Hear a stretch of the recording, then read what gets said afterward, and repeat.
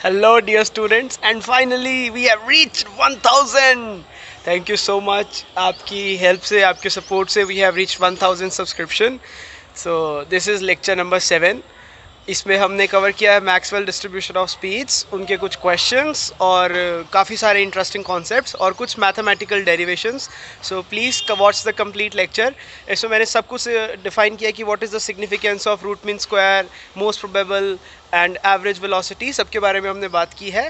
I hope आपने पिछला lecture भी देखा होगा और ये वाला लेक्चर भी आप इन्जॉय करो. And please subscribe the channel and share the content. Thank you so much. Hello friends, तो शुरू करते हैं हम अपना लेक्चर नंबर 7. तो लेक्चर नंबर 6 तक हमने काइनेटिक थ्योरी ऑफ गैसेस को कंप्लीट किया था और उसमें हमने कई सारे न्यूमेरिकल्स भी किए थे.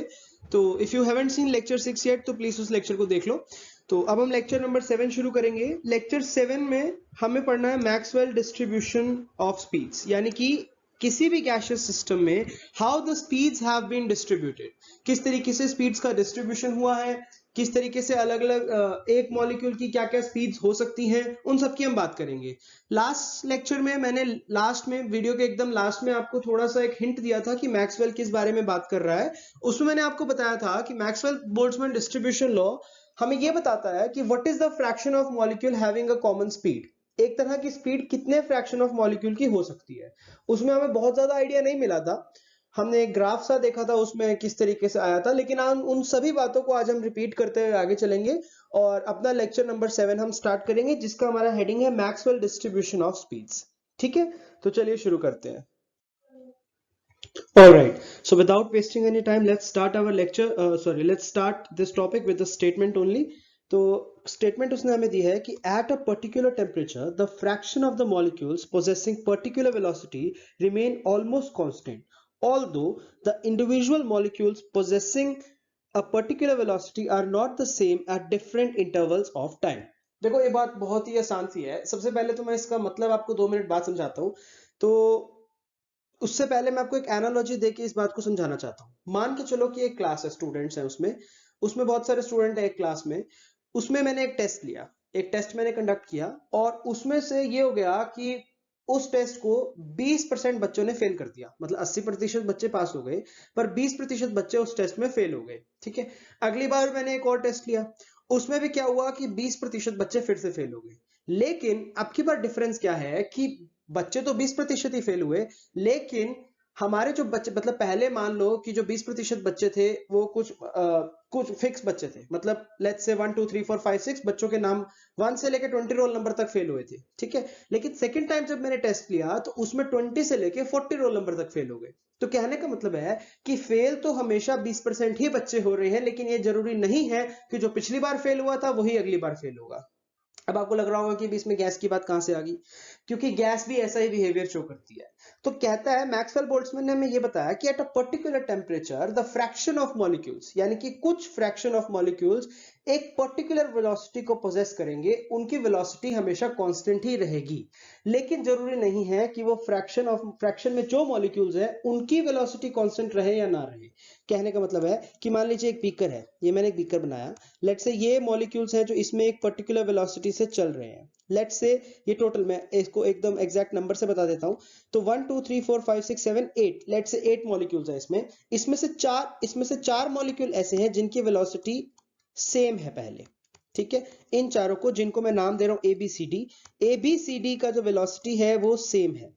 कुछ देर बाद अब जरूरी नहीं है कि अब तक, मतलब कहने का मतलब है कि 1/2 मॉलिक्यूल्स की जो वेलोसिटी है, हाफ फ्रैक्शन जो है टोटल का, उनकी जो वेलोसिटी है वो कांस्टेंट रह रही है. अब ये हो सकता है कि जो ई वाला मॉलिक्यूल है उसकी जो वेलोसिटी है इनकी रेंज में आ जाए और डी की बाहर चली जाए. तो यानी कि एक मॉलिक्यूल जरूरी नहीं है एक ही वेलोसिटी से चले, लेकिन एक फ्रैक्शन ऑफ मॉलिक्यूल हमेशा एक ही वेलोसिटी से चलेगा. ठीक है, यही बात मैक्सवेल ने समझाने की कोशिश की कि हमेशा एक फ्रैक्शन जो है वो सेम रहेगा. इंडिविजुअल की बात हम नहीं कर सकते क्योंकि इंडिविजुअल के बारे में हमें डेटा नहीं है. ठीक है, तो इस चीज को मैथमेटिकली लिखा, बोल्ट्जमैन ने इसमें मदद की और इस चीज को मैथमेटिकली एक्सप्लेन करने की कोशिश की. तो हमें इस रिजल्ट पे पहुंचे that 1/n dn/du. 1/n, n है हमारा नंबर ऑफ मॉलिक्यूल्स. सब चीज का आपको मतलब पता होना चाहिए. n is the number of molecules जो कि हमारे गैस में है. dn/du, dn हो जाएगा हमारा change in the number of molecule, ये मैंने आपको लास्ट क्लास में बताया था, और du हो जाएगा हमारा change in the molecular velocity, यानी कि मोलिकुलर वेलोसिटी में जो चेंज आया, अगर v u1 से u2 में जो चेंज आया उसको भी हम du बोल सकते हैं। तो दैट इज इक्वल टू, ये हमारा पूरा का पूरा LHS पे जो बड़ा सा रिलेशन लिखा हुआ है वो इसके बराबर आ जाएगा। इसका डेरिवेशन ये कहां से आया, इसमें हमें बोल्ट्जमैन की जो कंट्रीब्यूशन है वो जानने की जरूरत है, और बट इसका डेरिवेशन हमें करने की जरूरत नहीं है। We have to remember this result as it is. ठीक है, अब इस चीज को हमने जब प्लॉट करने की कोशिश की, दिस इक्वेशन नंबर 1 को जब हमने प्लॉट किया तो we are getting something like this. हमें जो कर्व मिला कुछ इस तरीके की शेप मिल गई। अब ये वाला जो एक्सिस है y एक्सिस, इसको हम बोला फ्रैक्शन, इसको हमने बोला fraction of molecule, fraction of molecule, या फिर इसका दूसरा हमने नाम बोला रिलेटिव फ्रीक्वेंसी डेंसिटी। तो फ्रैक्शन ऑफ मॉलिक्यूल भी हमने LHS में इसको बोला, और x एक्सिस पे हमने प्लॉट किया मॉलिक्यूलर वेलोसिटी यानी कि u को। हमने इसको u के अगेंस्ट प्लॉट किया, यानी कि जो y पूरा का पूरा है इसको हमने u के अगेंस्ट प्लॉट किया। तो हमें जो ग्राफ मिला वो दो टाइप का ग्राफ मिला। अब ध्यान से देखो, स्टार्टिंग में तो ग्राफ हमें मिला कुछ इस तरीके से, जो मैंने रेड से हाईलाइट कर दिया, इस तरीके का हमें कुछ ग्राफ मिला, यानी कि इंक्रीजिंग हमें ग्राफ मिला। अब ये वाला जो पार्ट है this is due to the algebraic part, और इसमें जो सिर्फ और सिर्फ अलजेब्रिक पार्ट है वो है हमारा u स्क्वायर, यानी कि इनिशियली जो हमारा y एक्सिस वाला टर्म है that is depending upon u square, और बाद में हमें जो ग्राफ है वो डिक्रीज होता हुआ नजर आया, and this is called as inflection point. बाद में जो ग्राफ है वो डिक्रीज होता हुआ नजर आया, डिक्रीज होता हुआ इसीलिए नजर आया बिकॉज जो एक्सपोनेंशियल फैक्टर है उसमें हमारे साथ जो u के साथ रिलेशन है दैट इज इनवर्स। तो यानी कि जैसे जैसे u बढ़ेगा हमारा जो y एक्सिस का वैल्यू है वो घटता जाएगा। तो इस तरीके से हमें नेचर ऑफ ग्राफ मिला यहाँ पर। इनिशियली वो बढ़ रहा था और बाद में वो घट रहा है। तो इनिशियल जो हमारा बढ़ने का रीजन है this is due to the algebraic part, और बाद में जो हमारा घटने का रीजन है this is due to the exponential part.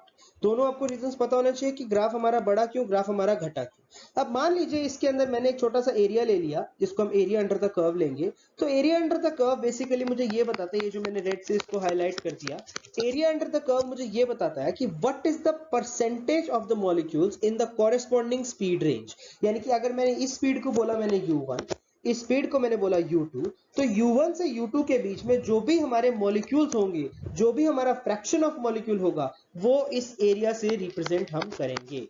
ध्यान रखना इस बात को, ये area is giving me the percentage of particles या percentage of molecule in the corresponding speed range, और स्पीड रेंज हमारी क्या हो जाएगी u1 से लेकर u2। हो सकता है अभी आपको ये चीज क्लियर ना हुई हो कि मैं क्या बताना चाह रहा हूं। आज इस पूरे लेक्चर में हमें इसी के बारे में चर्चा करनी है बहुत ही ज्यादा डिटेल में। तो आगे आगे आगे जैसे हम बढ़ते रहेंगे चीज आपको एकदम और क्लियर होती जाएगी।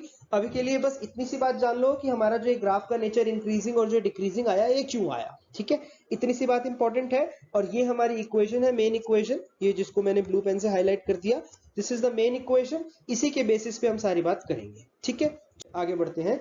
तो एक बार हम बात कर लेते हैं कि मैक्सवेल डिस्ट्रीब्यूशन ऑफ स्पीड्स की बात आई कहां से, ये है क्या चीज असल में। तो इनके बारे में हम थोड़ी सी बात कर लेते हैं, ये आपको थोड़ी सी नॉलेज मैं आपको यहाँ पर दे देता हूँ। तो James clerk Maxwell was a great Scottish physicist, यानी कि जो मैक्सवेल थे वो एक फिजिसिस्ट थे। उनका जो सबसे मेजर काम था that is on electromagnetic radiation. आपने नाम सुना होगा, मैक्सवेल के लॉज है इलेक्ट्रोमैग्नेटिक रेडिएशन के लिए, जो कि फिजिक्स वाले पढ़ते हैं, हमें उसे नहीं पढ़ना।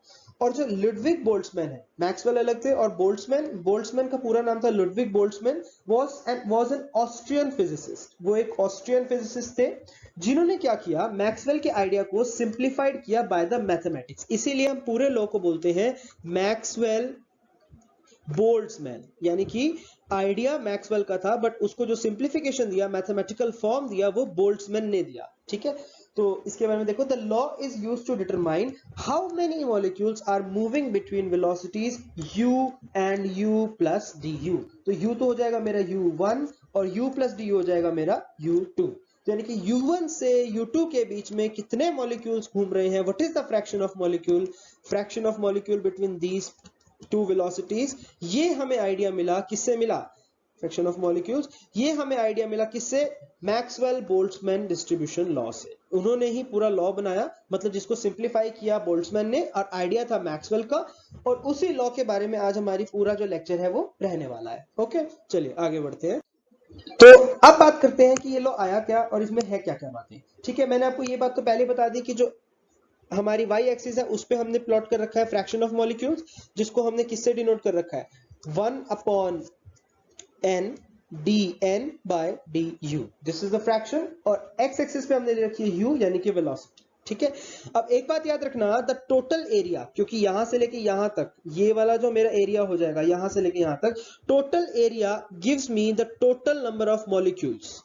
अब देखो ये बात आई कहां से, टोटल एरिया हमें टोटल नंबर ऑफ मॉलिक्यूल इसीलिए देगा क्योंकि यहां पर हमारे पास वाई एक्सिस पे फ्रैक्शन ऑफ मॉलिक्यूल है, तो जो टोटल एरिया है वो सारा का सारा जो वाई कोऑर्डिनेट है उसको भी कवर करते हुए चलेगी। सो फिर total area will give me the total number of molecules जो कि उस गैसियस स्टेट में हम बात कर रहे हैं। और अगर मान लीजिए इसके बीच का मैं कोई एक एरिया शेड कर दूं, जैसे मैंने ये वाला एरिया शेड कर दिया इसके बीच का, so this will give me the number of molecules having the velocity u1 से u2। वही लास्ट स्लाइड वाली बात, ये u1 ले लिया मैंने, ये u2 ले लिया। तो इस बात का ध्यान रखना। देखो इसको अब मैं एक बार फिजिकली समझाता हूं कि असल में है क्या चीज। अब ध्यान से देखना, मान लीजिए ये मैं ग्राफ प्लॉट करने जा रहा हूं, ठीक है। अब हमने क्या किया, यहां पर तो ले ली हमने फ्रैक्शन ले ली, ठीक है, फ्रैक्शन, और यहां पर ले ली हमने मॉलिक्यूलर स्पीड्स। अब इसको एक एक करके हम प्लॉट करने की कोशिश करते हैं। अब मान के चलते हैं कि कुछ मॉलिक्यूल्स ऐसे थे जिनकी मॉलिक्यूलर स्पीड बहुत कम थी, बट वो मॉलिक्यूल्स बहुत ही कम थे, तो वो कम होंगे तो इसमें वाई एक्सिस को ज्यादा नहीं कवर करेंगे, थोड़ा सा कवर करेंगे, ठीक है। कुछ मॉलिक्यूल्स ऐसे थे जिनकी स्पीड बहुत ज्यादा थी। अब ये वाला जो स्पीड है, ये वाला पॉइंट है, दिस इज लेस वेलोसिटी या फिर लेस स्पीड बोल सकते हो। और ये वाला जो पॉइंट है वो भी बहुत ही कम मॉलिक्यूल्स थे जिनकी वेलोसिटी बहुत ज्यादा थी, हाईएस्ट वेलोसिटी। ये मैक्सिमम वेलोसिटी हो सकती थी कुछ ही मॉलिक्यूल्स की, सभी की नहीं, very few molecules have got the highest velocity, ठीक है। अब जैसे ही वेलोसिटी को मैंने थोड़ा सा बढ़ाया, तो यानी कि अब थोड़े से और ज्यादा मॉलिक्यूल हो गए जिनकी वेलोसिटी थोड़ी सी ज्यादा थी, तो हमारा ग्राफ ऐसे आ जाएगा। फिर और वेलोसिटी वाले मॉलिक्यूल्स और भी ज्यादा थे, फिर और वेलोसिटी वाले मॉलिक्यूल्स थोड़े और ज्यादा हो गए, यानी कि इस तरीके से एक पॉइंट ऐसा आ जाएगा जहां पर हमारे पास एक वेलोसिटी वैल्यू पे, this is the velocity value, जहां पर हमारे पास सबसे ज्यादा मॉलिक्यूल हो सकते हैं, यानी कि इस वेलोसिटी वैल्यू पे ज्यादातर मॉलिक्यूल इस वेलोसिटी वैल्यू पे है। इसके बाद भी अगर वेलोसिटी बढ़ेगी तो मॉलिक्यूल्स हमारे कम होते जाएंगे, कम होते गए होते गए होते गए, यानी कि एक फिक्स वैल्यू पे हमारी जो वेलोसिटी का वैल्यू है वो सबसे ज्यादा है, यानी कि एक फिक्स नंबर ऑफ मॉलिक्यूल्स के लिए।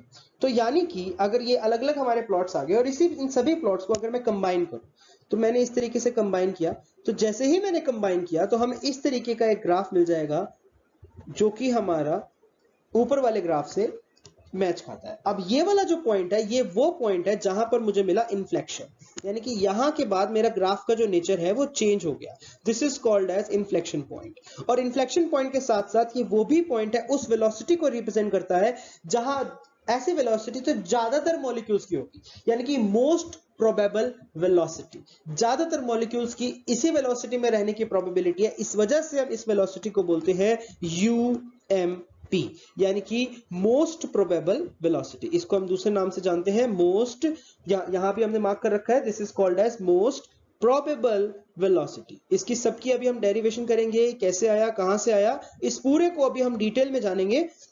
अभी बस मैं आपको ग्राफ का यहां पर नेचर समझाने की कोशिश कर रहा हूं। और ये जो पॉइंट है, अब मोस्ट प्रोबेबल वेलोसिटी के बाद हमारी अगली वेलोसिटी की जो वैल्यू आती है उसको हम बोलते हैं यू एवरेज, यानी कि इसको हमने बोला एवरेज वेलोसिटी। इसकी भी हम डेरिवेशन करेंगे, इन सब की हम डेरिवेशन करेंगे।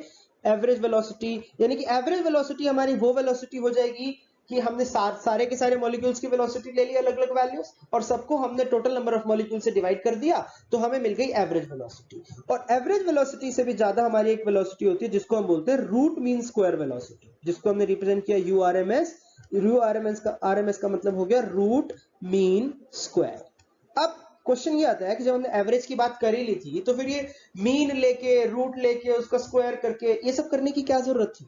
जब एवरेज ही हमने बात कर ली थी, तो ये रूट मीन स्क्वायर की बात कहां से आई? ये भी बहुत ही शानदार क्वेश्चन बनता है अक्सर, जो आपके वाइवास और आपके इंटरव्यूज होते हैं, कि जब हमें मैथमेटिक्स में, स्टैटिस्टिक्स में बहुत सारे डेटा को जब हम इंटरप्रेट कर रहे होते हैं, उसमें बहुत सारे डेटा के इंटरप्रिटेशन के लिए हमारे पास एक मीन टर्म है। यानी कि लेट्स से हमारे पास 10 डेटा है, 10 डेटा को मैंने लिख लिया, अब मुझे एवरेज चाहिए तो मैंने 10 के 10 को जोड़ दिया और डिवाइडेड बाय 10 कर दिया, ठीक है। तो उससे मुझे एवरेज मिल गई। जब उसी से मेरा काम चल गया, एक एवरेज वैल्यू मुझे पता चल गई, तो मुझे स्टैंडर्ड डेविएशन वैल्यू की क्या जरूरत थी, या फिर मुझे मीडियन की क्या जरूरत थी, यानी कि मुझे रूट मीन स्क्वायर करने की क्या जरूरत थी। तो अब वेलोसिटी में भी वही बात आई कि what was the need of doing the root mean square. Root mean square करने से हमें क्या बेनिफिट होगा? जब मीन ही पता चल गया, एक तो हमें पता चल गया मोस्ट प्रोबेबल, हाँ भाई ये एक वेलोसिटी है मोस्ट प्रोबेबल वाली, वो होती है जो ज्यादातर मॉलिक्यूल्स की होगी, और एवरेज वो होती है जो हमने सारे मॉलिक्यूल्स की जोड़ी और divided by number of molecules कर दिया। What is the role of this root mean square? इसकी क्या जरूरत थी? इस क्वेश्चन का आंसर आपको जैसे ही हम लेक्चर में आगे बढ़ेंगे, इस क्वेश्चन का आंसर आपको जरूर मिलेगा। तब तक आप अपने मन में भी सोचिए कि आंसर क्या हो सकता है, ठीक है? तो इसको हम स्टेटमेंट में लिख रहे हैं, एट अ पर्टिकुलर टेम्परेचर, यानी कि एक फिक्स टेम्परेचर पे the fraction of the molecule possessing a particular velocity remains almost constant. मैं बार बार बोल रहा हूं कि फ्रैक्शन जो है वो कांस्टेंट रहेगी एट अ पर्टिकुलर टेम्परेचर, ठीक है? The individual molecule possessing a particular velocity are not same at different intervals of time, यानी कि टाइम के साथ वो मॉलिक्यूल्स जो है वो उनकी वेलोसिटी एक मॉलिक्यूल की चेंज हो सकती है।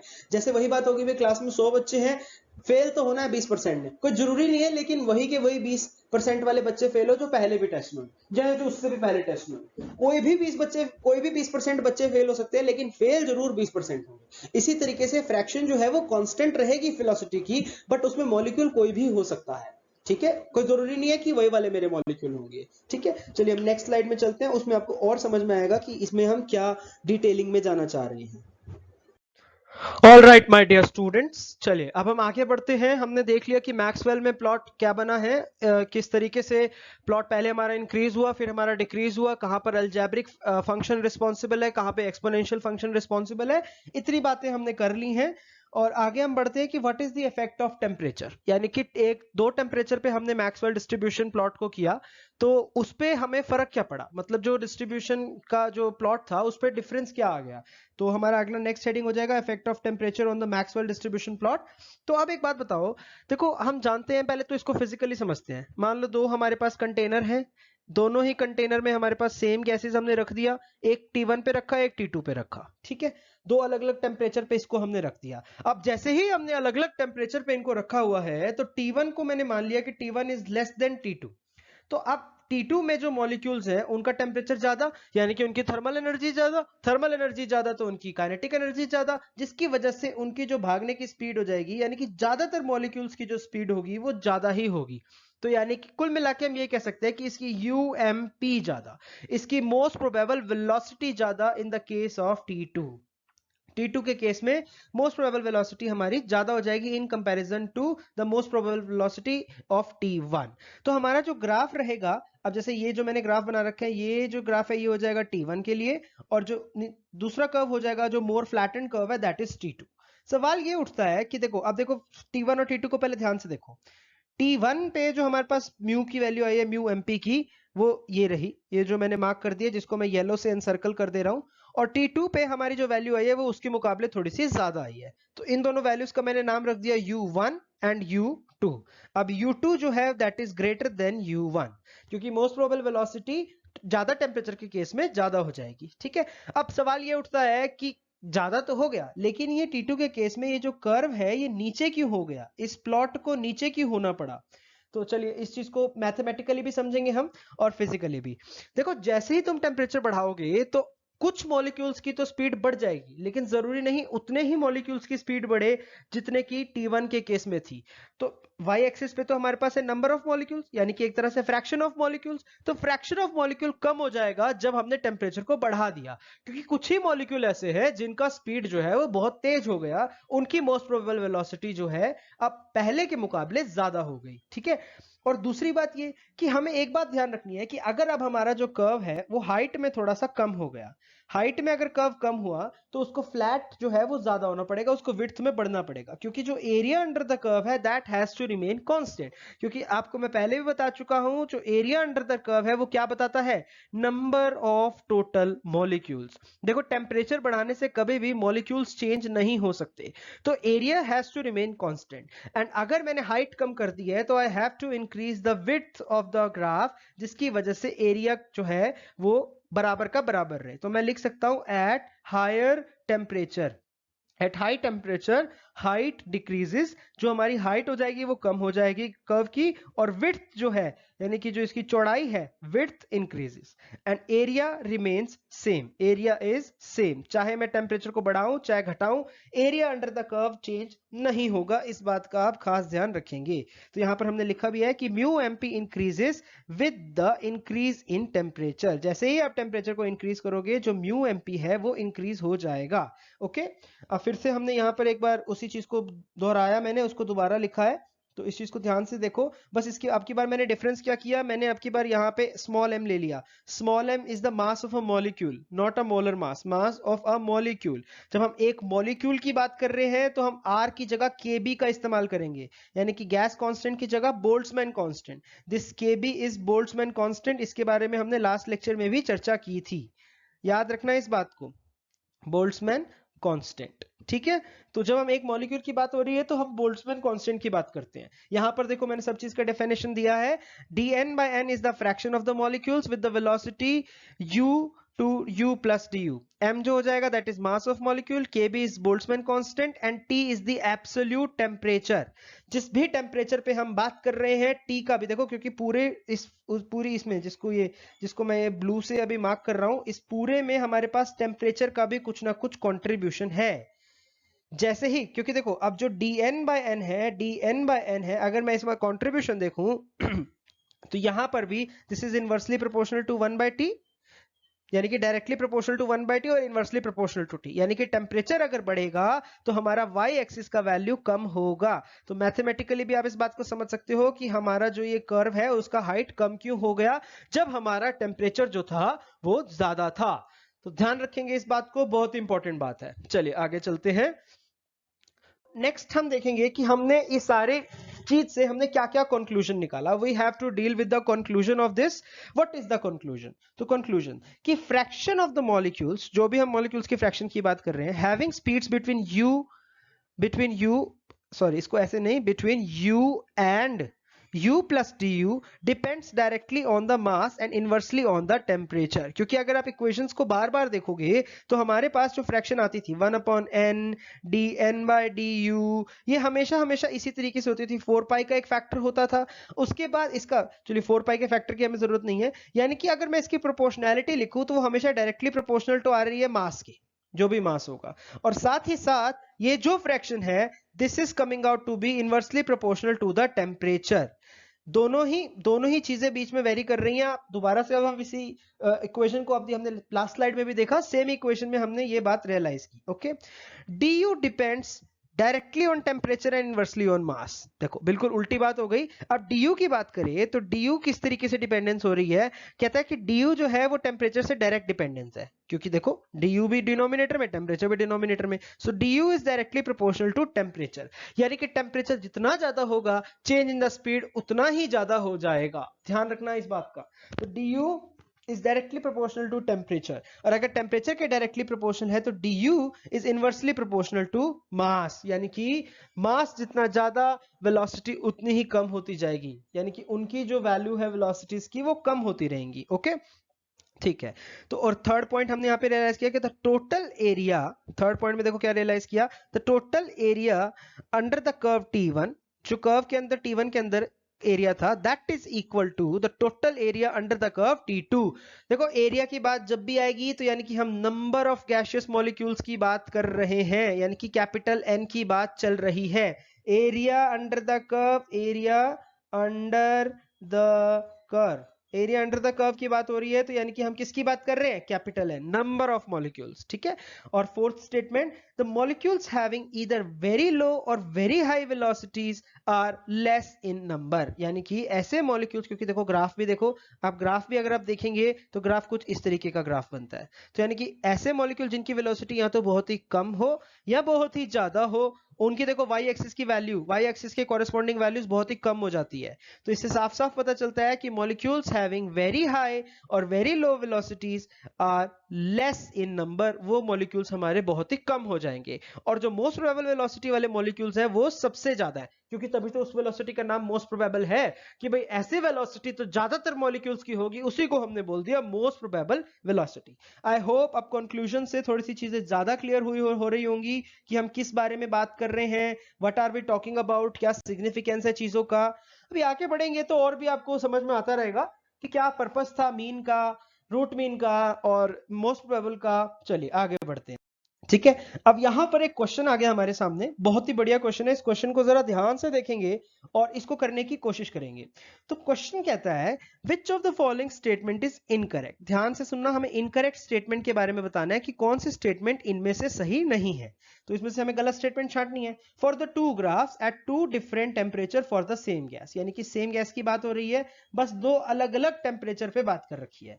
अब देखो ध्यान से देखो, ये ग्राफ को देखते ही इसमें दिख रहा है मुझे थोड़ा बहुत आइडिया तो हो ही जा रहा है, ऑल्दो इन्होंने हमें प्रॉपर दिया नहीं है डेटा कितना मैग्नीट्यूड क्या है, बट थोड़ा बहुत देखने से आइडिया हो जा रहा है कि जो T2 है, T2 पे हमारी मोस्ट प्रोबेबल स्पीड जो है वो कम हो जा रही है और नंबर भी कम हो जा रहा है। तो यानी कि हम ये कह सकते हैं कि जो T2 है वो ग्रेटर टेम्परेचर है इन कंपैरिजन टू T1। अभी अभी लास्ट केस में हमने देखा ये कैसे हमने रियलाइज किया। ओके, अब T2 बड़ा हो गया किससे, T1 से। ठीक है, तो हम हमें ऑप्शंस पे चलते हैं। तो पहला ऑप्शन हमें कहता है कि T2 ग्रेटर देन T1, बिल्कुल सही है। तो मतलब बिल्कुल सही ऑप्शन तो है, लेकिन हमें ये ऑप्शन नहीं है हमारा, क्योंकि हमें इनकरेक्ट बताना है, सही नहीं बताना। नेक्स्ट ऑप्शन बोलता है molecules with very high speed are less in number. बिल्कुल सही बात है भाई, ज्यादा हाई स्पीड के जो मॉलिक्यूल्स होंगे वो हमेशा नंबर में कम होंगे, they are less in number. Absolutely true. Third, the nature of the curve is parabolic near the origin, यानी कि जो origin है उसके पास जो आपका nature of the curve है वो parabolic in nature है।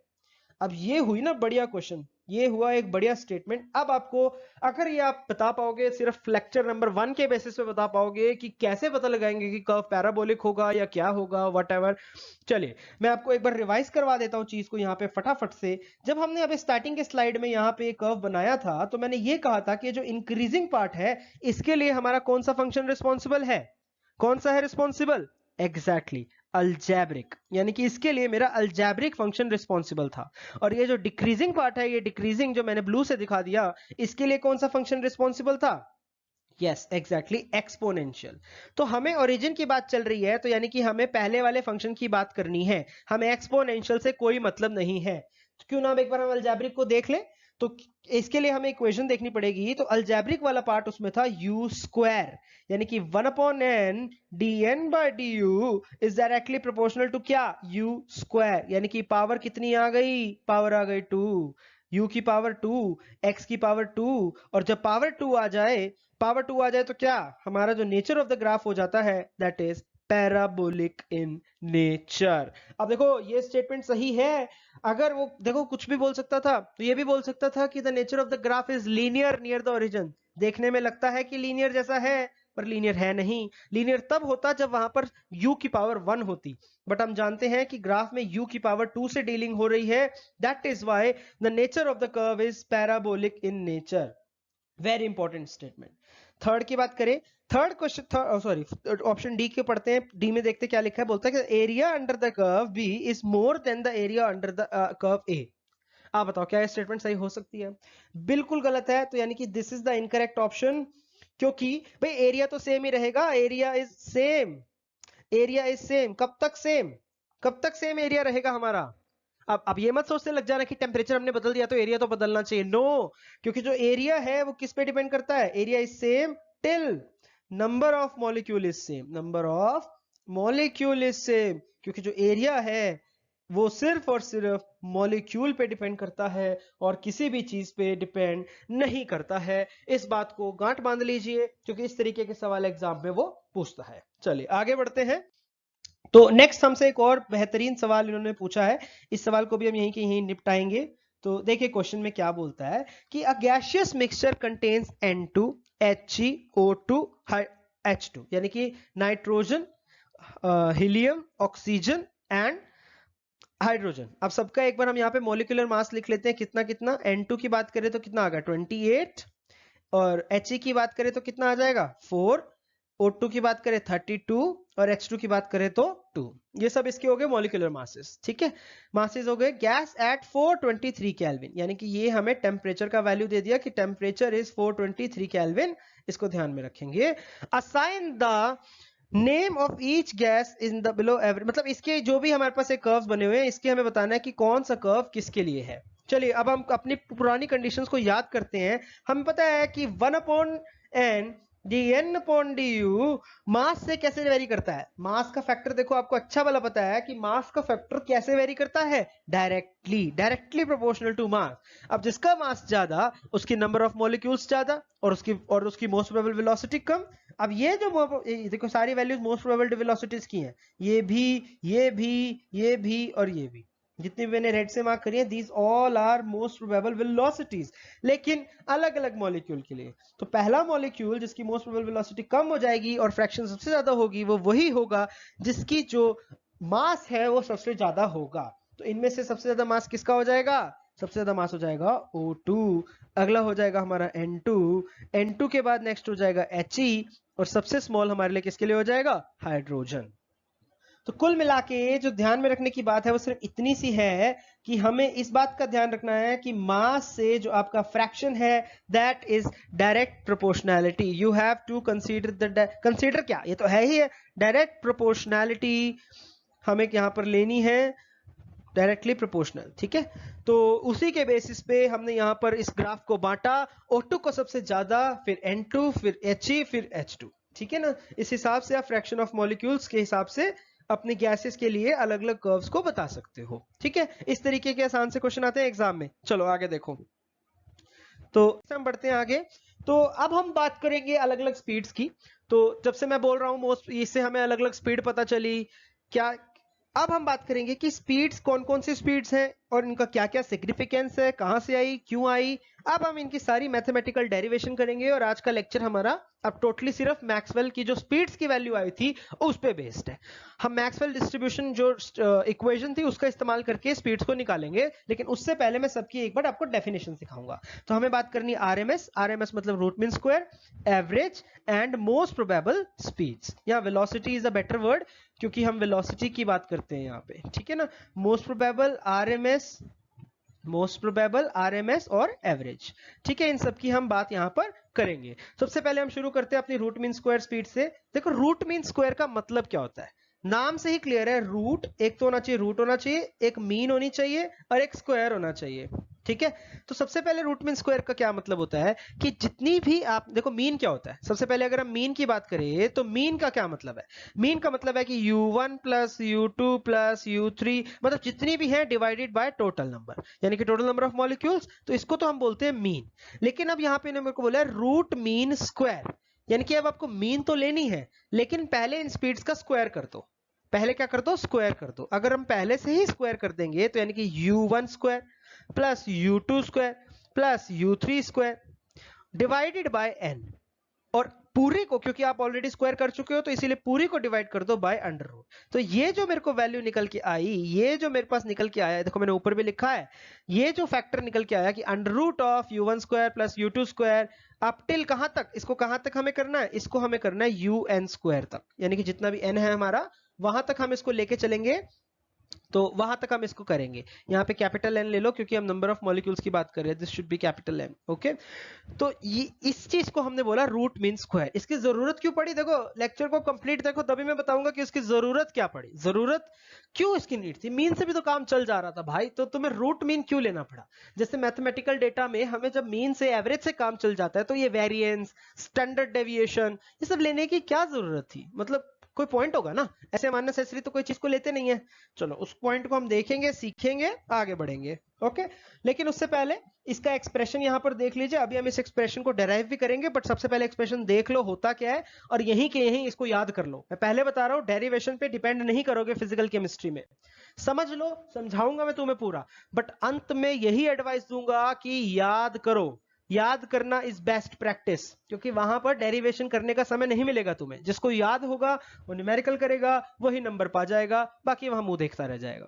देखो मतलब है रैंक आने से, रैंक आना इंपॉर्टेंट है, ओके। चलो आगे बढ़ो। तो URMS को अगर हम डिफाइन करें तो that is equal to under root of 3kT/m, या फिर इसको हम दूसरे तरीके से कैसे लिख सकते हैं 3RT/m Na, या फिर हम इसको तीसरे तरीके से कैसे लिख सकते हैं। और एक बात का ध्यान रखना कि dependent on the nature of the gas, क्योंकि वो मास पे डिपेंड कर रही है, जो रूट मीन स्क्वायर वेलोसिटी है वो मास पे डिपेंड करती है, m का फैक्टर है वहां पे, तो URMS is equal to √3RT/m, और जो कैपिटल M हो जाएगा this is nothing but the molar mass of the substance, ये हमारा सब्सटेंस का मोलर मास हो जाएगा। ठीक है, तो ये थी हमारी रूट मीन स्क्वायर वेलोसिटी। अगली बात है एवरेज वेलोसिटी। एवरेज वेलोसिटी नाम से ही क्लियर है, सारी वेलोसिटीज को उठा के ऐड कर दो, डिवाइडेड बाय n कर दो, नंबर ऑफ मॉलिक्यूल्स, आपको मिल जाएगी एवरेज वेलोसिटी। तो एवरेज वेलोसिटी का जो एक्सप्रेशन निकल के आता है that is mu average is equal to √8RT/m, या फिर √8kT/m। इस एक्सप्रेशन को यहीं के यहीं याद कर लो, भूलोगे नहीं, याद रख लो इसको अभी के अभी। ठीक है, चलो आगे देखो। अगली हमें बात करनी है मोस्ट प्रोबेबल की, क्योंकि हम स्टार्टिंग से ही मोस्ट प्रोबेबल की बात करते आए थे, तो सबसे पहले हम मोस्ट प्रोबेबल का ही डेरिवेशन करेंगे और उसी के बारे में हम चर्चा करते हुए चलेंगे। तो मोस्ट प्रोबेबल, देखो नाम से ही क्लियर है कि जो ज्यादातर मॉलिक्यूल्स की जो स्पीड होती है उसी को बोलते हैं मोस्ट प्रोबेबल स्पीड। ठीक है, चलो अब देखो, it is the speed possessed by maximum number of molecules, यहाँ पे नंबर मतलब fraction, at most probable speed first derivative of the fraction. अब देखो ये सेकंड स्टेटमेंट बहुत ही ज्यादा इंपॉर्टेंट है, first derivative of the fraction of the molecules with respect to velocity is equal to 0। क्या मतलब हुआ इस बात का, देखो बहुत ही इंटरेस्टिंग, मतलब मैथमेटिक्स। अब हम थोड़ा सा यहाँ पे मैथमेटिक्स खेलेंगे, तो बायो वाले बच्चे थोड़ा सा ध्यान से सुनना, वैसे तो कोई मुश्किल है नहीं, पर फिर भी थोड़ा सा ध्यान से सुन लेना, आपको मदद मिलेगी। अल्टीमेटली हमें देखो या तो सिर्फ एक्सप्रेशन ही रखना है, जो फाइनल एक्सप्रेशन आएगा, बट बीच के स्टेप्स एक बार सुन लो, आपको आगे बाकी के चैप्टर्स में इतना थोड़ा बहुत मैथमेटिक्स हेल्प करेगा। ठीक है, चलिए, तो अगर हम ग्राफ को देखें, तो अगर आपको ग्राफ से याद हो तो यहां पर हम प्लॉट करते थे 1/n dN/du वर्सेस वेलोसिटी, इस तरीके से हम प्लॉट करते थे, और इसका जो हमारा ग्राफ आता था वो कुछ ऐसा आता था, अगर आपको याद हो तो, याद ही होगा, अभी तो बताया। तो इसमें हम ये वाला जो पॉइंट होता था इसको हम बोलते थे u मोस्ट प्रोबेबल। तो इसने स्टेटमेंट में बोला कि एट मोस्ट प्रोबेबल स्पीड, यानी कि इस पॉइंट पे हमारा जो ग्राफ का जो y एक्सिस होगा, y एक्सिस जो होगा उसकी जो वैल्यू हो जाएगी, यानी कि y एक्सिस का अगर आप डेरिवेटिव ले लोगे, फर्स्ट डेरिवेटिव, क्योंकि हमें पता है कि ये इन्फ्लेक्शन पॉइंट हो गया, यानी कि यहाँ पे मैक्सिमा ऑब्जर्व होगा, और एट मैक्सिमा हमारा, यानी कि मैक्सिमा ऑब्जर्व हुआ, फर्स्ट डेरिवेटिव, जो हमारा फर्स्ट डेरिवेटिव होता है उसकी वैल्यू क्या होती है 0। तो हमने मैथमेटिक्स का कॉन्सेप्ट इस्तेमाल किया है कि फर्स्ट डेरिवेटिव का वैल्यू हमने उठा के 0 रख दिया। तब हमें डेरिवेटिव किसका करना है, y एक्सिस का। अब y एक्सिस है हमारे पास 1/n dN/du, और इसको हमने किसके अलोंग डिफरेंशिएट किया, du के अलोंग डिफरेंशिएट किया, क्योंकि हमारी जो x एक्सिस है वो u है, क्योंकि dy/dx इज इक्वल्स टू 0। तो y हमारा हो गया ये पूरा का पूरा फ्रैक्शन, और x हमारा हो गया u, this has to be 0।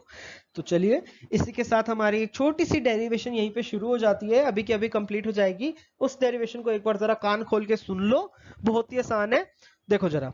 तो d/du मैंने क्या किया, बस एज इट इज उसको खोल के लिख दिया मैंने। ये बेसिकली ये स्टेप क्या है, dy/dx का ही वैल्यू है, y इस पूरी, ये पूरी जो ब्रैकेट है अंदर वाली, this is nothing but y, तो इसको मैंने लिख लिया। अब यहाँ पे इसको हमने खोल के लिखा, तो d/du, अब ये जो पूरा पूरा एक्सप्रेशन था इसकी वैल्यू अभी अभी हमने पीछे पढ़ी थी, उसकी पूरी वैल्यू ये हो जाती है 4 पाई, ये सारा एक्सप्रेशन ब्रैकेट में m/2πRT की पावर 3/2 एक्सपोनेंशियल, ये सब वो सब, दिस एवरीथिंग इज 0। बस इसका बात याद रखना, ये 0 के बराबर हो जाएगा। अब देखो कांस्टेंट का तो डेरिवेटिव होगा नहीं, तो 4 पाई भी कांस्टेंट है, m भी कांस्टेंट रहने वाला है, 2πRT भी कांस्टेंट ही है, और 3/2 इसकी पावर भी कांस्टेंट है। तो यानी कि इस पूरी की पूरी टर्म को मैं उठा के बाहर निकाल सकता हूं, जो कांस्टेंट है उसको मैंने डेरिवेट तो करना नहीं है, this term is nothing but constant, तो इसको मैंने उठा के बाहर निकाल लिया ये कांस्टेंट टर्म को। ओके, अंदर मेरे पास क्या बच गया, d/du of u square exponential, ये सारा का सारा टर्म बच गया। अब देखो d/dx ऑफ uv, यानी कि हमें यहाँ पे कौन सा रूल लगाना पड़ेगा, product rule. First function as it is derivative of second function as it is derivative of first function, अगर आपको याद हो तो। ये कांस्टेंट बाहर का बाहर, इसको मैंने नहीं छेड़ा बिल्कुल भी। सबसे पहले मैंने क्या किया, मैंने ये वाला फंक्शन को एज इट इज रखा, सेकंड फंक्शन को मैंने एज इट इज रखा, यानी कि this is the second function exponential of this, और फर्स्ट फंक्शन का डेरिवेटिव मैंने कर लिया, u स्क्वायर का डेरिवेटिव आ जाएगा du, प्लस अब की बार मैंने यू स्क्वायर को एज इट इज रखा और मैंने एक्सपोनेंशियल वाले पार्ट का डेरिवेटिव कर लिया।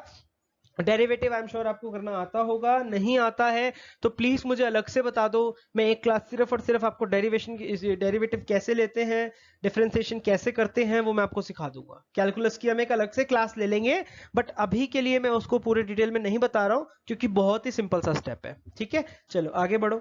आगे बढ़े तो देखो क्या हुआ हमारे पास, ये तो था हमारे पास पूरा का पूरा कांस्टेंट वैल्यू, इसको तो मैंने बाहर ही निकाल के रखा हुआ है कांस्टेंट वैल्यू को, इसको तो मैं नहीं छेड़ूंगा। अंदर जब हमने इसको सॉल्व किया तो अंदर सॉल्व करते समय हमें क्या क्या मिल गया, जितना भी u था मैंने उसकी जगह UMP रख लिया क्योंकि मोस्ट प्रोबेबल की बात हो रही है, और उसमें से भी ये वाला फैक्टर जो है वो सारा का सारा कॉमन आ गया। आप साथ साथ लिख रहे हैं तो आपको पता चल जाएगा कि दिस फैक्टर इज कॉमन, तो यानी कि अंदर हमारे पास क्या बच गया, 2 minus MU square by RT is equals to 0। अब देखो हमारे पास तीन यहां पर एक्सप्रेशन हो गए बड़े बड़े, एक तो ये वाला एक्सप्रेशन कांस्टेंट वाला, एक ये कॉमन जो हमने ले रखा है, और एक ये लास्ट वाला एक्सप्रेशन।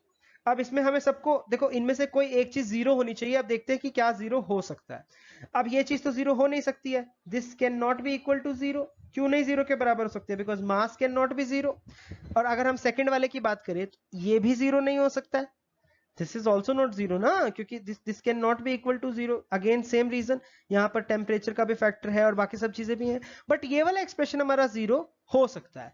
तो इसको हम जीरो पुट करके देखेंगे और यहीं से हमारा जो वैल्यू आएगा, तो हमने 2 माइनस MU स्क्वायर को बाय RT को हमने जीरो पुट किया, तो MU स्क्वायर को जब हमने यहां से अलग किया तो MU square will become 2RT by M। तो अंडर रूट को मैंने यहां ले लिया, दोनों तरफ मैंने अंडर रूट लिया, taking root on both sides, taking root square root on both sides. दोनों साइड्स पे जब हमने लिया तो हमें क्या मिल गया, अब जब दोनों साइड पे आप रूट ले लोगे तो यू स्क्वायर की जगह तो सिर्फ और सिर्फ u रह जाएगा, और यहां पर आ जाएगा रूट 2RT बाय M। इसको तो यही हमारी जो फाइनल एक्सप्रेशन आ गया, this is the value of, यानी कि UMP is equal to under root of 2RT by M।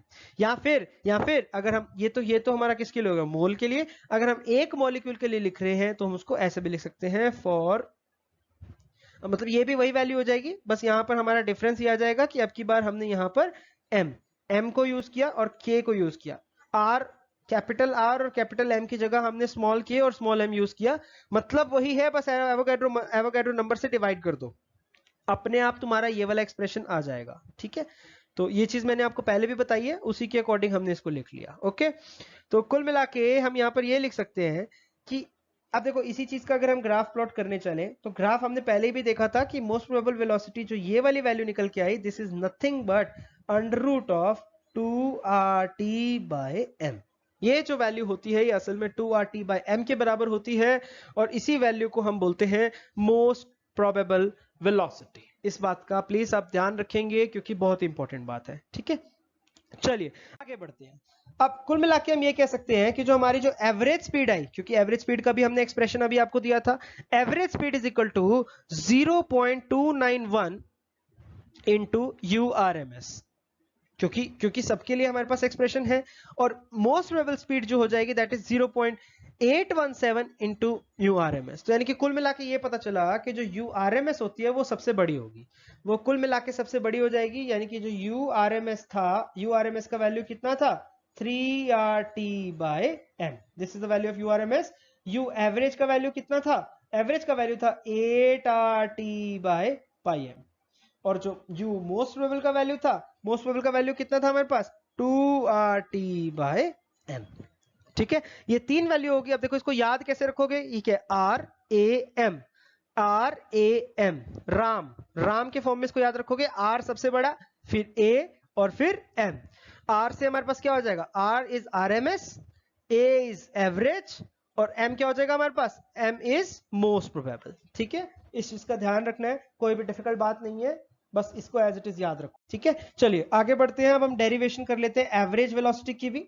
अब देखो एवरेज में क्या डिफरेंस है, मोस्ट प्रोबेबल की तो देखो हमने कर लिया, अब बात करनी है हमें एवरेज की, बात करनी है तो थोड़ी देर तो एवरेज देखो, एवरेज क्या होता है, U1 plus U2 plus U3 up till UN, और डिवाइड कर दिया हमने उसको किससे, N से। तो यानी कि न्यूमरेटर में बेसिकली हम कर कह रहे हैं समेशन, तो 1/n को हमने बाहर ले लिया, तो क्या मैं इसको लिख सकता हूं कि समेशन ऑफ UI, सारी U को मैंने ऐड कर दोगे, डिवाइड बाय N कर दोगे, तो that is nothing but U average. कुछ भी नहीं किया, बस मैंने यू एवरेज को डायरेक्टली ये लिख लिया, यानी कि U average is nothing but directly equals to U AVG is equals to this expression. ठीक है, ये आप डायरेक्टली लिख सकते हो। ओके, तो कुल मिला के हम ये कह सकते हैं कि आप देखो दूसरी बात यहाँ पे क्या हुई कि ये जो समेशन का साइन है, समेशन का साइन हम चेंज कर सकते हैं कब, क्योंकि हम जानते हैं कि जो मॉलिक्यूल्स है उनमें जो डिफरेंस इन स्पीड्स है, यानी कि U1 में और U2 में जो डिफरेंस है, U2 में और U3 में जो डिफरेंस है, और सब में जो डिफरेंस है वो बहुत ही कम है। जब डिफरेंस बहुत ही कम होता है, when the difference is very less, successive differences, तब हम समेशन को रिप्लेस कर सकते हैं किससे, इंटीग्रेशन से। ये हमारा बहुत ही इंपॉर्टेंट मैथमेटिकल रूल है, इसको जीवन भर याद रख लो, गांठ बांध लो इसको अभी के अभी। ठीक है, ये आप आगे जब स्टैटिस्टिकल मैकेनिक्स में आपको पढ़ाऊंगा, स्टैटिस्टिकल थर्मोडायनेमिक्स मैकेनिक्स, तो वहां पर इस तरीके की चीजों को हम बहुत यूज करेंगे। फिजिकल केमिस्ट्री को हमें ढंग से सीखना है। ओके, चलिए तो आगे बढ़ते हैं। Since the difference between the two successive velocity values is very low, so we can replace summation by integration. तो हमने समेशन को इंटीग्रेशन से बदल दिया, तो यानी कि म्यू एवरेज कुल मिला के क्या हो गया, 1/n इंटीग्रेशन 0 टू इंफिनिटी, क्योंकि जो हमारे पास वैल्यूज है वो 0 से इंफिनिटी तक हो सकती है, u इंटू डी एन। आप देखो इस n को अंदर ले जाएंगे, तो u into D N upon N. ठीक है, अब आपको याद हो, जरा देखो ध्यान से, अगर आपको याद हो तो हम जानते हैं कि हमारा जो पूरा का पूरा एक्सप्रेशन निकल के आता था 1/n into D N by D U is equals to this expression. तो कुल मिला के अगर हमें यहां से हमें चाहिए क्या, डी एन अपॉन एन चाहिए, तो अगर मुझे डी एन अपॉन एन चाहिए तो मैं इस डी यू को उठा के इधर भेज दूं तो मुझे डी एन अपॉन एन का वैल्यू मिल जाएगा। तो डी एन अपॉन एन का जो वैल्यू मिलेगा उसको उठा के मैं इक्वेशन 1 में पुट कर देता हूं। समझ में आया मैं क्या कह रहा हूं?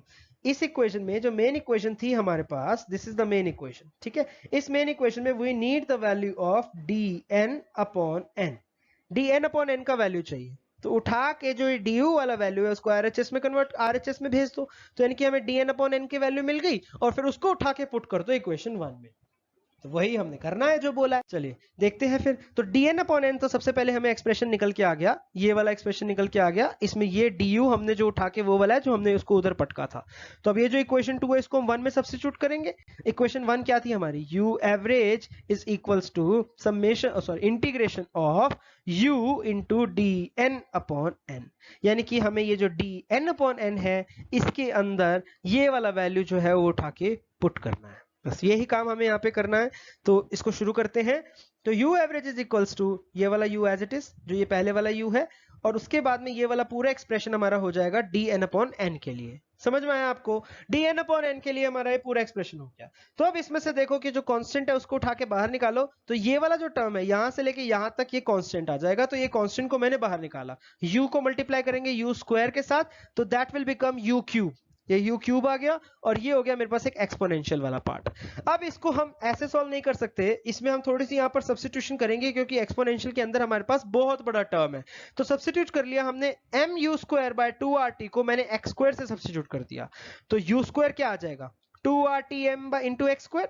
तो u क्या आ जाएगा, अंडर रूट ऑफ दिस, तो du आ जाएगा हमारे पास, ये हमारे पास du का वैल्यू आ गया। अरे जैसे क्लास 12th में आप इंटीग्रेशन करते थे सब्स्टिट्यूशन, तो इंटीग्रेशन बाय सब्स्टिट्यूशन का हमने यहाँ पे कॉन्सेप्ट यूज किया, इंटीग्रेशन बाय सब्स्टिट्यूशन। ठीक है, हमने यहाँ पे सब्स्टिट्यूशन का इस्तेमाल किया, हमने u के वेरिएबल को x में चेंज कर लिया, कुछ भी नहीं किया। तो इसको हम वैल्यूज को पुट करते हैं। तो इन सारी चीजों को हमने जब इसमें सब्स्टिट्यूट किया इन टर्म्स ऑफ x, तो हमारे को क्या क्या मिला, ये तो हमारा पूरा एक्सप्रेशन आ जाएगा फॉर u क्यूब, क्योंकि u क्यूब हमारा यही वाला वैल्यू हुआ करता था, और अंदर हमने इस वाले की जगह, इसकी जगह हमने पूरा का पूरा x सब्स्टिट्यूट कर लिया, माइनस एक्स स्क्वायर आ जाएगा, और ये वाली वैल्यू जो हो जाएगी, this is the substitute for du, क्योंकि du जो आ रहा था that is equal to 2rt by m into dx। पिछली स्लाइड में जाके देखो, वीडियो बैक करके देखो, आपको समझ में आएगा मैं क्या बोल रहा हूं। बस उठा के मैंने यहां रख दिया, साथ साथ लिखोगे तो ही समझ में आएगा, वीडियो को स्लो करके साथ साथ भी लिख सकते हो तुम। ठीक है, तो ये सारे के सारे कांस्टेंट्स को मैंने बाहर निकाला, क्योंकि ऊपर वाले एक्सप्रेशन में भी कांस्टेंट्स थे हमारे पास, तो अंदर हमारे पास एक्सप्रेशन बन गया x cube into exponential of minus x square. ये हमारे पास एक एक्सप्रेशन बन गया। तो अब हमारे पास ये जो एक्सप्रेशन बना, this is part 1, this is part 2। तो अब हम इंटीग्रेशन बाय पार्ट्स का इस्तेमाल करेंगे। यहां पर हम फॉर्मूला लगाएंगे आइलेट वाला, तो उसका फॉर्मूला लगाते हुए हम इसको सॉल्व करेंगे। तो ये होल इंटीग्रेशन ये जो मैं नेक्स्ट कैलकुलस वाली क्लास लूंगा एक, उसी में मैं इंटीग्रेशन आपको सिखाऊंगा, इस पूरे इंटीग्रेशन की वैल्यू आ जाएगी हाफ। इसको आप सॉल्व करोगे तो ये हाफ के बराबर आ जाएगा। सॉल्व करने की देखो जरूरत नहीं है, आपके पेपर में कोई आपसे डेरिवेशन नहीं मांग रहा है, मैं तो इसीलिए बता रहा हूं आपको कि थोड़ा सा कॉन्सेप्चुअली आपको स्ट्रांग होना चाहिए, अदरवाइज इंटरव्यूज वगैरह में आप लोग को दिक्कत आती है।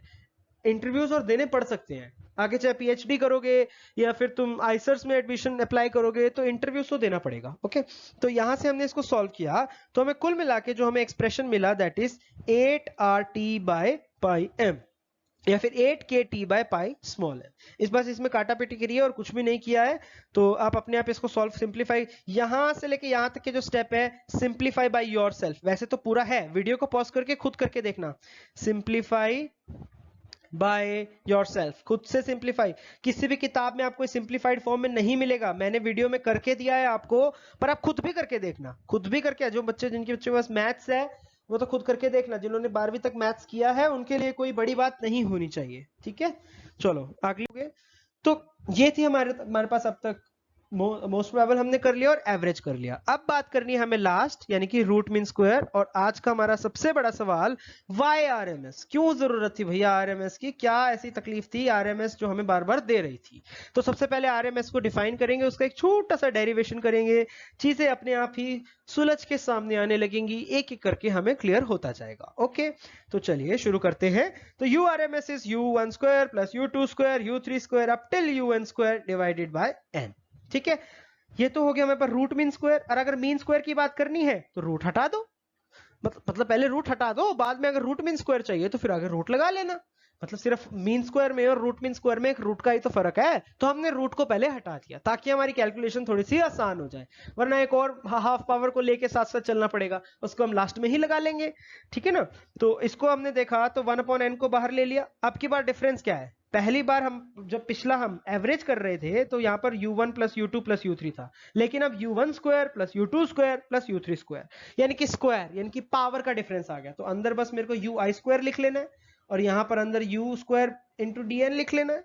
तो कुल मिला के इसमें भी सेम प्रॉब्लम, हमने समेशन को रिप्लेस कर लिया बाय इंटीग्रेशन, समेशन को रिप्लेस किया बाय इंटीग्रेशन, इंटीग्रेशन से हमने इसको रिप्लेस किया, तो ये हमारे पास एक्सप्रेशन आ गया। तो मीन स्क्वायर वेलोसिटी का हमारे पास कुल एक्सप्रेशन आ गया, वो ये आ गया, that is integration of 0 to infinity u square. बस वहां एवरेज में डिफरेंस था कि यहां पर u था, सिर्फ इतना सा डिफरेंस है, और अब की बार u स्क्वायर है dn by n। Okay, now substituting the value of dn by n जैसे हमने पिछली बार सब्स्टिट्यूट किया था अब भी फिर से करेंगे, तो हमें u स्क्वायर मिल जाएगा कुल मिला के ये।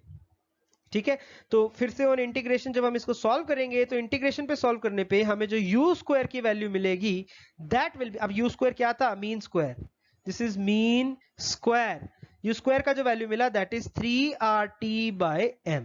अब 3RT/m मिल गया, लेकिन हमें तो रूट मीन स्क्वायर चाहिए, तो भैया कुछ भी नहीं है, बस इसको उठा के रूट कर दो। इंटीग्रेशन मैंने यहां सॉल्व नहीं किया है, आप प्लीज इसको सॉल्व करने की कोशिश करना, नहीं होगा तो मुझसे पूछ लेना। ओके, तो इसको इंटीग्रेशन सॉल्व करके हमें मिला 3RT/, तो बस अब हम इसका रूट ले लेंगे, तो root mean square is under root of u square that is under root of 3RT/m, that means 3KT/m, small m हो जाएगा हमारे पास। तो अब इन तीनों को हमें ग्राफ पे दिखाना हो तो हम दिखा सकते हैं कि UMP सबसे छोटा, फिर उससे बड़ा U एवरेज, और फिर सबसे बड़ा हमारे पास क्या आ जाएगा, URMS। ठीक है, तो इस चीज का खूब ध्यान रखोगे क्योंकि मैग्नीट्यूड वाइज हमें पता चल रहा है कि URMS is biggest, URMS greater than what, U average, और that is greater than what, UMP।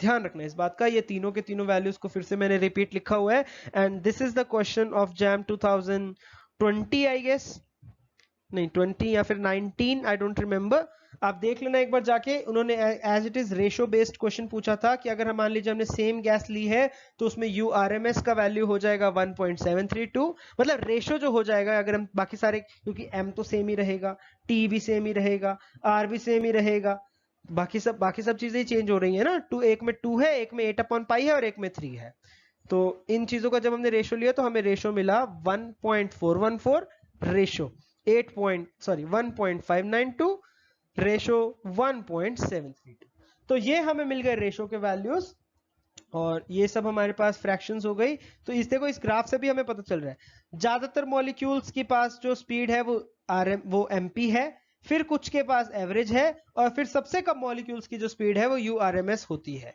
मतलब तीनों स्पीड्स में RMS के जो मॉलिक्यूल नंबर ऑफ मॉलिक्यूल्स है they are very very less. सबसे ज्यादा है MP के लिए, MP का तो नाम ही इसलिए रखा क्योंकि ज्यादातर मॉलिक्यूल्स के लिए है, फिर एवरेज और फिर RMS। ठीक है, तो RMS की कुल मिला के हमने जो बात करनी थी वो थी, देखो इसको मैं एक बहुत ही अच्छे से कॉन्सेप्ट से समझाता हूं।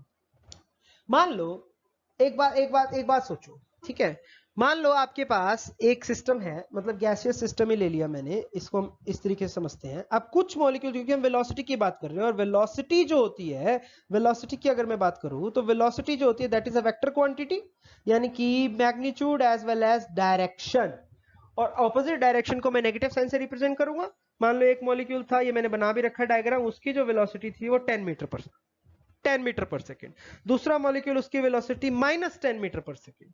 तो मैंने बोला कि बच्चों इससे मैं जानते कि पूरे सिस्टम का, अब ये तो दो ले लिए, अब मान लीजिए पूरे टोटल 100 मॉलिक्यूल है, और 100 के 100 मॉलिक्यूल ऑपोजिट 50 एक तरफ जा रहे हैं, 50 एक तरफ जा रहे हैं।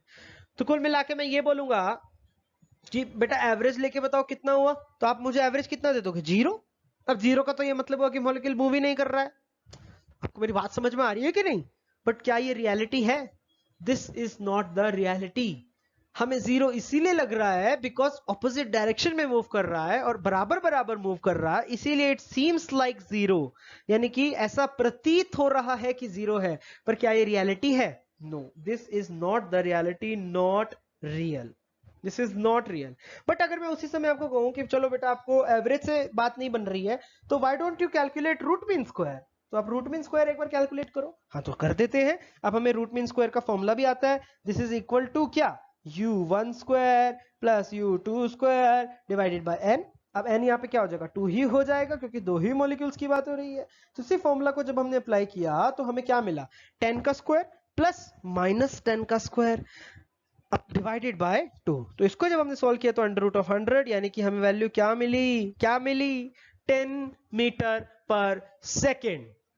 यानी कि हमें यह पता चल गया कि भाई इतने मैग्नीट्यूड से चीज जो है वो मूव कर रही है, direction irrespective of the direction, क्योंकि डायरेक्शन वाला फैक्टर हमने लिया जरूर, हमने माइनस साइन यहां पर लिया जरूर, लेकिन आरएमएस ने उसको भी रेक्टिफाई कर दिया और हमें एक रियल डेटा के बारे में बताया कि रियल डेटा क्या हो सकता है। इसी तरीके से मैथमेटिक्स में भी मान लीजिए हम इस तरीके से कोई एक लाइन हमने खींचा, ठीक है, मान लो ये हमारा 0 नंबर है, 100 बच्चे हैं, ठीक है, मार्क्स की जो रेंज है वो -50 से लेके +50 तक मार्क्स आ सकते हैं बच्चों के। तो अगर मैं तुमसे पूछूं कि what is the average marks, तो तुम कहोगे 0, क्योंकि 50 बच्चों के और 50 बच्चों के हो। लेकिन अगर मैं तुमसे पूछूं कि what is the most probable marks, या व्हाट इज, अब देखो मोस्ट प्रोबेबल मार्क्स कुछ भी हो सकता है, समझ रहे हो आप मेरी बात? 0 तो तब भी आ सकता है जब यहाँ पे ज्यादातर बच्चों के यहाँ पे 25 आए हो और फिर कुछ बच्चों के यहाँ पे -50 आ गए हो। 0 तो तब भी हो सकता है, बट मोस्ट प्रोबेबल तो आपका फिर 25 ही हो जाएगा, क्योंकि ज्यादातर बच्चों के तो 25 ही आए हैं। इसी तरीके से हमारे पास होती है रूट मीन स्क्वायर, जिससे कि 0 आंसर नहीं आएगा, आप सारी वैल्यूज को स्क्वायर करोगे, उनको मीन लोगे, फिर उसका रूट लोगे, that will give you the root mean square value, जिसमें हम जो आगे जाके हम जिसको वेरिएंस और स्टैंडर्ड डेविएशन के रिजल्ट्स में भी पढ़ते हैं। So that's all for today's lecture. I hope आपको मैक्सवेल समझ में आया होगा। अगले क्लास में हम इसके खूब सारे क्वेश्चंस करेंगे। आपको लेक्चर पसंद आया तो please follow the channel, please subscribe the channel. Thank you so much. Hello friends, I hope आपने कंप्लीट लेक्चर देखा होगा, मैक्सवेल डिस्ट्रीब्यूशन किस तरीके से किया वो सब समझा होगा। नेक्स्ट लेक्चर में हम इससे रिलेटेड कुछ क्वेश्चंस करेंगे और मैक्सवेल में क्या अलग अलग बातें थी, इससे रिलेटेड जो न्यूमेरिकल पॉसिबल है, किस तरीके से हमें गैसेस को डिस्ट्रीब्यूट करना है अलग अलग कर्व के ऊपर, उससे भी रिलेटेड हम और कुछ क्वेश्चंस करेंगे। तो stay tune, subscribe the channel, और लेक्चर 8 में हम और नई सारी बातें डिस्कस करेंगे। And very soon I am going to stream live, जहां पर मैं कुछ एक इम्पॉर्टेंट टॉपिक के बारे में बात करूंगा। तो I request all of you to please join that stream, join that live stream. उसका जो नोटिफिकेशन मैं बहुत जल्दी रिलीज करूंगा, तो उसमें आपको डिटेल्स मिल जाएंगी कि वो जो हमारा डिस्कशन होगा वो किससे रिलेटेड होगा। आप उसमें अपने डाउट्स भी पूछ सकते हैं। आई मीन कुछ पढ़ाई का नहीं होगा, मतलब we will discuss about some topics, थोड़ा सा इंटरव्यू से रिलेटेड और थोड़ा सा आपके इसी कोर्स से रिलेटेड ही। तो thank you so much and enjoy learning.